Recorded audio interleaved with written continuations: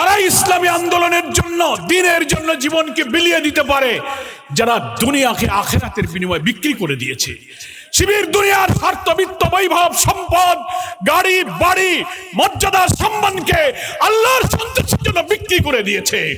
তাদেরকে সন্ত্রাস দিয়ে, মিথ্যাচার দিয়ে দুনিয়ায় দাবিয়ে রাখা যাবে না। এরা হচ্ছে সেই জাতি, ওমিনান নাসি মান ইয়াশরি নাফসাহু ইবতিগা মারদাতিল্লাহ আল্লাহু রাউফুন বিল ইবাদ। মানুষের মধ্যে এমন কিছু মানুষ থাকে যারা শুধু আল্লাহর সন্তুষ্টির জন্য নিজের সত্তাকে তারা বিক্রি করে দিতে পারে। ফলে যারা আল্লাহকে পাওয়ার জন্য জীবন বিলিয়ে দেয়, তাদের খুন, ফাঁসি, রিমান্ড, আয়নাঘর, ক্রসফায়ার দিয়ে দমিয়ে রাখা যাবে না, যাবে না, যাবে না। ইসলামী ছাত্র শিবিরের অকুতোভয়, মৃত্যু ভয়হীন চেতনার মধ্য দিয়ে একটি নতুন দিগন্ত, নতুন বাক, নতুন ডাইমেনশন তৈরি করে একটা নতুন বাংলাদেশ বিনির্মাণের জন্য বাংলাদেশ এগিয়ে যাচ্ছে। সম্মানিত ভাইরা আমার, জুলাইয়ের গণ অভ্যুত্থানে যে বিপ্লবে, যে সংগ্রামে বাংলাদেশের রাজনীতির পরিবর্তন হলো, আর আমরা এই জাতি একটি মানবিক বাংলাদেশ দেখার অপেক্ষায় আছি। এই সংগ্রামে ইসলামী ছাত্র শিবির ছিল দুঃসাহসী, নির্ভীক, বিজয়ী বীর। অনেক আত্মত্যাগ, অনেক শাহাদাত, রক্তের বিনিময়ে আজকে আমরা এখানে এসে পৌঁছেছি। একটা কালো যুগ আমাদের পেছনে, একটি নতুন সম্ভাবনা আমাদের সামনে। সেই সময়ে জাতিকে ঐক্যবদ্ধ করে আমাদের সামনে এগিয়ে যেতে হবে। ঠিক সেই সময় আমরা আবার একটি চক্র, একটি ষড়যন্ত্র দেখতে পাচ্ছি আমাদের এই অগ্রযাত্রাকে রুখে দেওয়ার জন্য। ইসলামী ছাত্র শিবির তথা আধিপত্যবাদ বিরোধী ইসলামী জনতার এই সংগ্রামকে ঠেকাবার জন্য সন্ত্রাস দিয়ে যখন তারা পারেনি, তখন তারা মিথ্যাচার, অপপ্রচার, নানান প্রযুক্তি দিয়ে জাতিকে বিভ্রান্ত করে আমাদেরকে আবার সেই পেছনে ঠেলে দিতে চায়। কিন্তু জাতি কোনো মিথ্যাচার, কোনো মিসপ্রপাগান্ডাকে কখনো বিশ্বাস করবে না। তারা জানে না ইসলামী ছাত্র শিবিরকে কখনো সন্ত্রাস দিয়ে কখনো স্তব্ধ করা যায় না। রাজনীতির ইতিহাসে এটা একটা মহাসত্য। কোন আদর্শবাদী আন্দোলনকে যখন তাগুত শক্তি, প্রতিপক্ষ শক্তি যুক্তি দিয়ে, নৈতিকতা দিয়ে, আদর্শ দিয়ে মোকাবেলা করতে ব্যর্থ হয়, তখন মিথ্যাচার আর অপপ্রচারের অন্ধকারের পথ তারা বেছে নেয়। তারা ইসলামী ছাত্র শিবিরকে স্বাধীনতা বিরোধী বলেছে, রক কাটা বলেছে, গুপ্ত বলেছে, কিন্তু প্রমাণ করেছে রাজনৈতিক পরিবর্তনের পর সত্য উদ্ভাসিত হয়েছে। 4টি পাবলিক বিশ্ববিদ্যালয় এবং জনগণ তাদেরকে প্রত্যাখ্যান করে প্রমাণ করেছে তোমাদের সব মিথ্যাচার হচ্ছে, মিথ্যা, অসত্য, বিভ্রান্ত। জনগণ তাদের কথায় কখনো বিভ্রান্ত হয়নি। ইনশাআল্লাহ আগামী দিনে নতুন বাংলাদেশ গড়ার জন্য ইসলামী ছাত্র শিবিরের এই অকুতোভয় যাত্রার পেছনে গোটা জাতি তাদেরকে সাহায্য করবে। ইসলামী ছাত্র শিবির সেই শক্তি, সেই প্রাণ, যে সত্তা তারা দুনিয়াকে আখিরাতের বিনিময়ে বিক্রি করে দিয়েছে।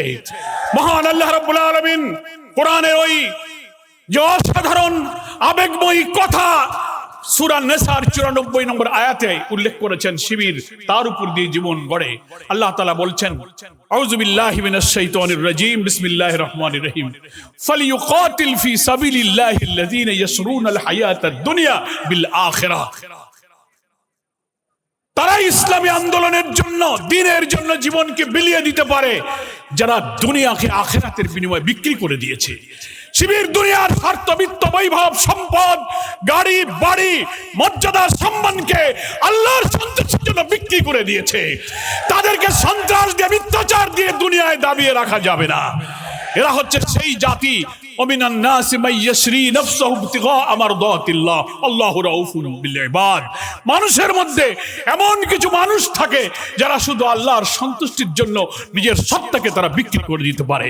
ফলে যারা আল্লাহকে পাওয়ার জন্য জীবন বিলিয়ে দেয়, তাদের খুন, ফাঁসি, রিমান্ড, আয়নাঘর, ক্রসফায়ার দিয়ে দমিয়ে রাখা যাবে না, যাবে না, যাবে না। আগামী 26 সালের নতুন বছরের শিবিরের জীবনে এক নতুন প্রভাত, নতুন সূর্যের উদয় করুক, সাথে সাথে বাংলার জমিনে একটি নতুন বাংলাদেশের সূর্য উদিত হবে। আজকের এই সম্মেলনের এই বার্তা সারা দেশ এবং দুনিয়ায় ছড়িয়ে পড়ুক, এই দোয়া করে, এই আকাঙ্ক্ষা ব্যক্ত করে আমার বক্তব্য শেষ করছি। আল্লাহ হাফেজ। বাংলাদেশ জিন্দাবাদ, ইসলামী ছাত্র শিবির জিন্দাবাদ। যাদেরকে বিচারের নামে অবিচার করা হয়েছে, সেই মাওলানা মতিউর রহমান নিজামী, আল্লামা দেলোয়ার হোসেন সাইদি, আলিয়া হাসান মুজাহিদ, কামরুজ্জামান, কাদের মোল্লা এবং আমাদের যে বীর চট্টলার সন্তান সালাউদ্দিন কাদের চৌধুরী সহ এই জুলাই আন্দোলনে সর্বশেষ হাদির যে জীবন উৎসর্গ করেছে, এই পথ দেখিয়ে দিয়েছে আমাদেরকে একটি নতুন বাংলাদেশ গড়ার। এবং এই বাংলাদেশ গড়ার জন্য আমরা দীর্ঘদিন যাবৎ কাজ করেছি এবং আমাদের এই কাজের যেই নতুন সূর্যোদয়ের আমরা আশা করছি, সেখানে দেখছি নতুন নতুন কালো মেঘ এসে দাঁড়িয়েছে। আজকে যারা গণতন্ত্রের কথা বলতো, তাদের মুখে আজকে দেখা যায় ফ্যাসিবাদের বাণী। আজকে যারা ভারতীয় আধিপত্যবাদের বিরুদ্ধে কথা বলতো, তারা আজকে চেয়ে আছে ভারতের অনুকম্পা নিয়ে ক্ষমতায় যাওয়ার জন্য। আমি একটা জায়গাতে দীর্ঘদিন যাবৎ আন্দোলন সংগ্রাম করেছি, যেখানে আপনারাও সাথী ছিলেন, এবং সেই জায়গা থেকে আমরা চেয়েছিলাম যে বাংলাদেশের জন্য একটি সুন্দর বাংলাদেশ নির্মাণ করতে পারবো। কিন্তু আমরা দেখেছি যখন আর সম্ভব নয়, আমরা সেখান থেকে কেটে পড়েছি, শুধুমাত্র বের হওয়ার রাস্তা খুঁজেছিলাম। আল্লাহ রাব্বুল আলামিনের কাছে শুকরিয়া, আমি আশায় তারাও স্বস্তি বোধ করেছে। এই কারণে আমি একজন ভারত বিরোধী, আমি একজন ইসলামপন্থী, এজন্য তারাও নাকি নিজেদেরকে ভাগ্যবান, সৌভাগ্য মনে করছে।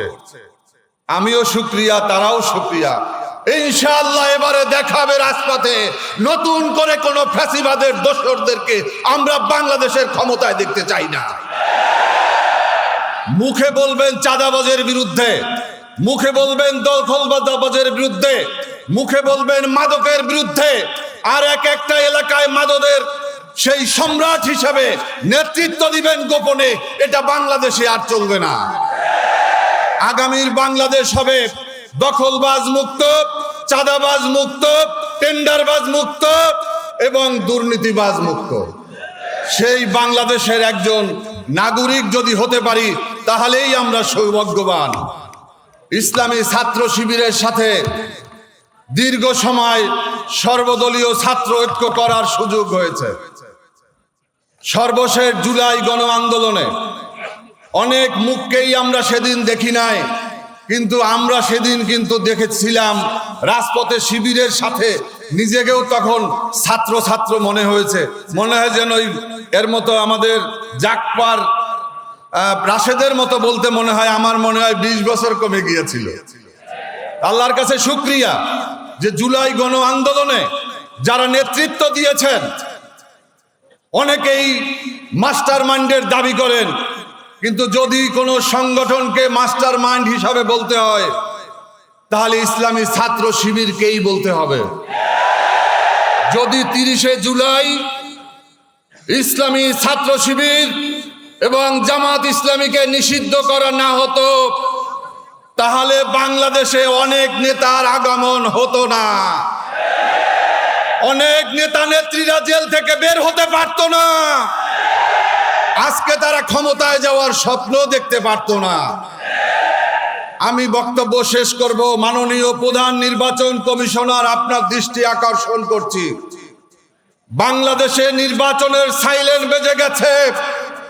নির্বাচনের রোডম্যাপ ঘোষণা করেছেন, যেভাবে পদে পদে নির্বাচনের আচরণ বিধি লঙ্ঘনের মহোৎসব চলছে, যেভাবে প্লেকার্ড, যেভাবে জনসমাগম হচ্ছে, এগুলো আপনারা নিয়ন্ত্রণ করতে ব্যর্থ হয়েছেন।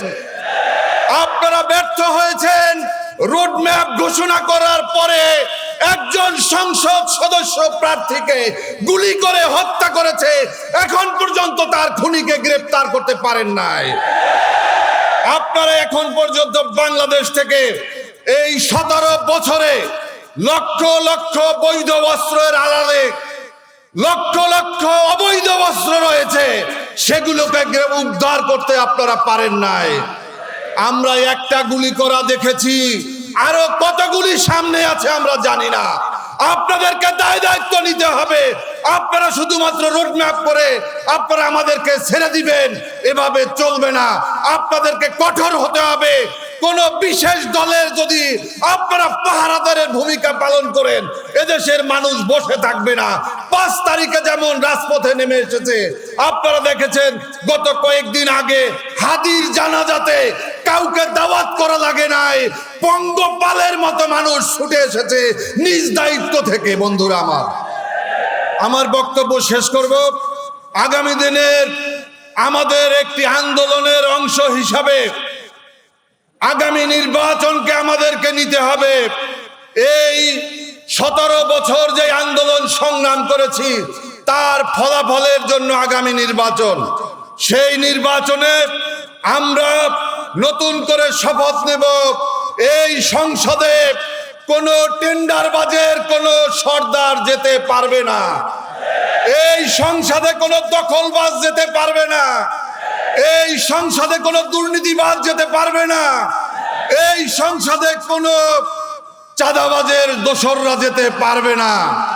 আমাদের সবাইকে একত্র হয়ে ঐক্যবদ্ধভাবে আমাদেরকে কাজ করতে হবে এবং এই জামাত ইসলামী শহীদি কাফেলা তাকে নেতৃত্ব দিতে হবে। আগামী বাংলাদেশের আমাদের ঐক্যের একটাই মাপকাঠি হতে হবে। যারা ভারতীয় আধিপত্যবাদ চায় না, যারা আওয়ামী ফ্যাসিবাদ চায় না, যারা বাংলাদেশের জাতীয় স্বার্থকে সমুন্নত করতে চায়, তাদেরকে নিয়ে আপনারা এগিয়ে যান। সবাইকে ধন্যবাদ।